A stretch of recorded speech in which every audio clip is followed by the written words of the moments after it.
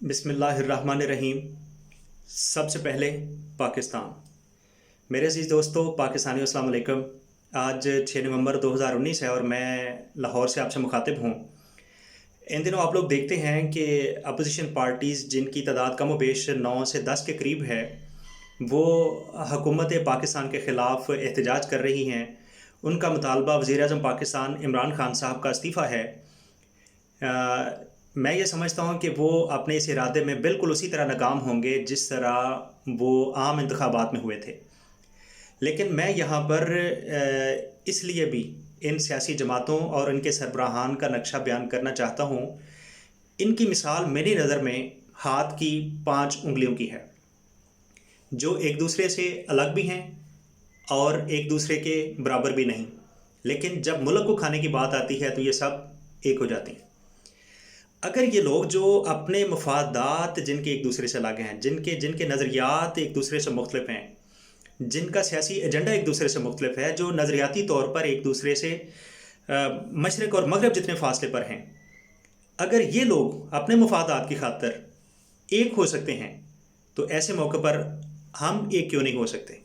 بالکل ہم ہو سکتے اور ہم ہوں گے۔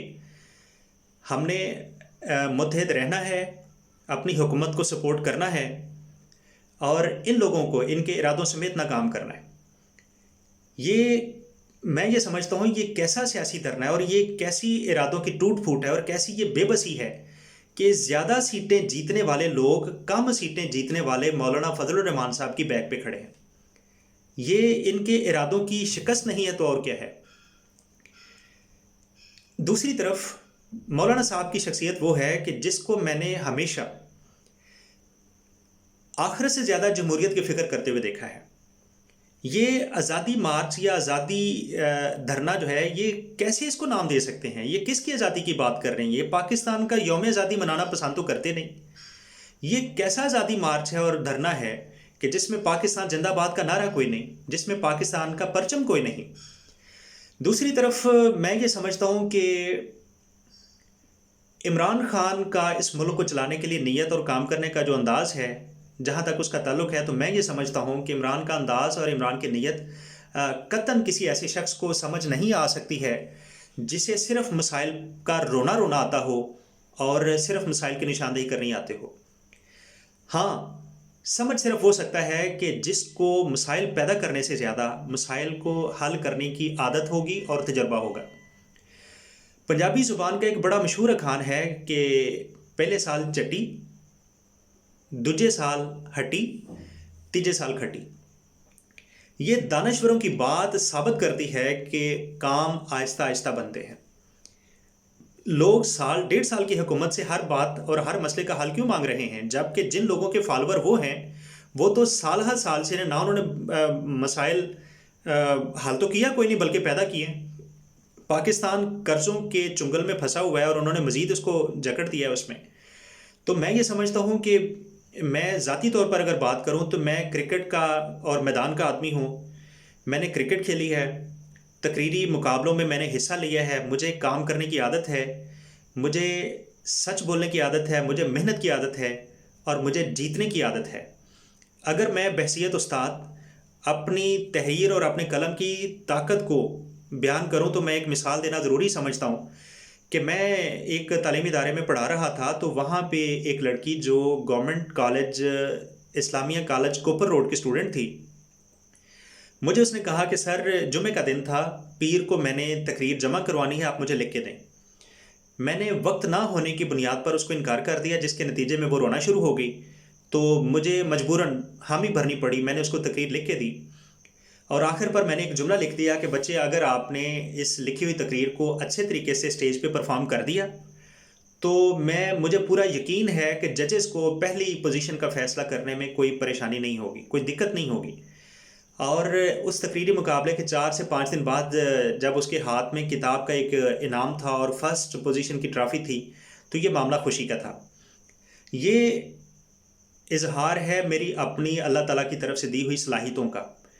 مجھے کھیلنے کی عادت ہے، مجھے مقابلہ کرنے کی عادت ہے، مجھے جیتنے کی عادت ہے، اور اسی اپنی خصوصیت کے بنیاد پہ میں دیکھتا ہوں کہ عمران خان بھی کچھ ایسا ہی شخص ہے۔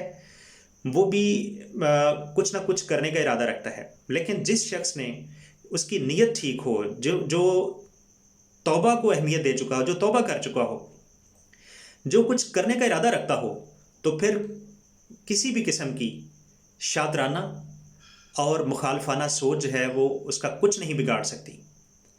آپ کا مخالف چاہے عائشہ گلالائی ہو، چاہے ریحام خان ہو، چاہے طیبہ گل ہو، چاہے حنیف عباسی ہو، اور چاہے راندہ درگاہ جاوید ہاشمی ہی کیوں نہ ہو، اللہ تعالیٰ کی ذات آپ کی مدد کرتی ہے اور ایسے لوگ آپ کا کچھ نہیں بگاڑ سکتے ہیں۔ دوسری طرف میں یہ سمجھتا ہوں کہ انتہائی اہم بات وہ یہ کہ آپ نے ان لوگوں کو جب بھی سنا ہوگا یہی کہتے سنا ہوگا، جب بھی ان پہ کوئی الزام لگتا ہے کرپشن کا، تو انہوں نے کبھی یہ نہیں کہا کہ ہم نے نہیں کی، بلکہ ہمارے پاس یہ پروف ہیں۔ کبھی ایسا نہیں کہیں گے، جب بھی کہیں گے یہ کہیں گے کہ اگر ہم نے کیا ہے تو آپ ثابت کریں۔ یہ ایسا کیوں کہتے ہیں؟ کبھی آپ نے غور کیا؟ یہ ایسا اس لیے کہتے ہیں، فرض کر لیں کہ کسی بینک سے کسی ادارے سے قرضہ لینا ہو اور اس کے لیے 18 گریڈ کے افسر کی اپروول چاہیے ہوگی، ویریفیکیشن چاہیے ہو، تو مجھے یہ بتائیں کہ جس شخص کو انہوں نے نوکری دی ہو، میں نے سنا ہے کہ میرے ایک جاننے والے دوست کے چچا جو ہیلتھ اینڈ فزیکل کے پروفیسر تھے، وہ مریم صفدر کو 2 گھنٹے ایکسرسائز کرواتے تھے اور 2 لاکھ ان کی پر منتھ تنخواہ تھی۔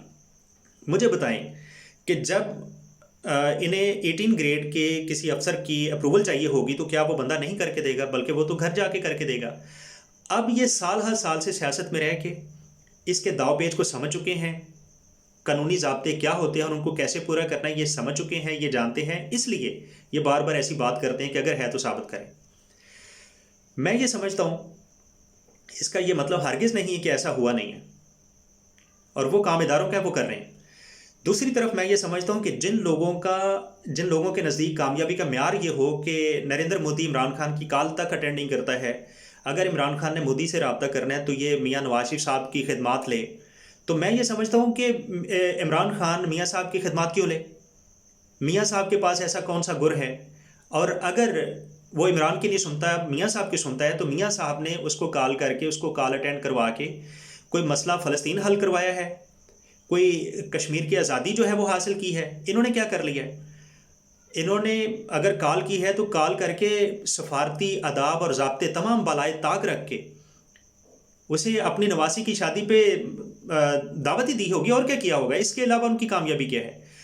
میں حیران ہوتا ہوں کہ جن لوگوں کی نظر میں کامیابی کا معیار یہ ہو کہ ہم نے آئی ایم ایف کو، ان کی مذاکراتی ٹیم کو مطمئن کر لیا تھا، ہم نے چند دن کے اندر ان سے اپنے لیے قرضے کی منظوری کروا لی تھی، اور وہ لوگ آج عمران خان کی بات نہیں سنتے ہیں، تو میں حیران ہوتا ہوں۔ میں یہ سمجھتا ہوں کہ یہاں پر میرے جیسے بندے کے لیے ماتم جائز ہو جاتا ہے، ان کی سوچ پہ ماتم ہی کیا جا سکتا ہے، اور بندہ کیا کر سکتا ہے؟ یہ انتہا درجے کے ناکام ہیں، ان کی سوچ ناکام ہے، اب ان کے اللہ کے فضل و کرم سے ارادے بھی ناکام ہونے جا رہے ہیں۔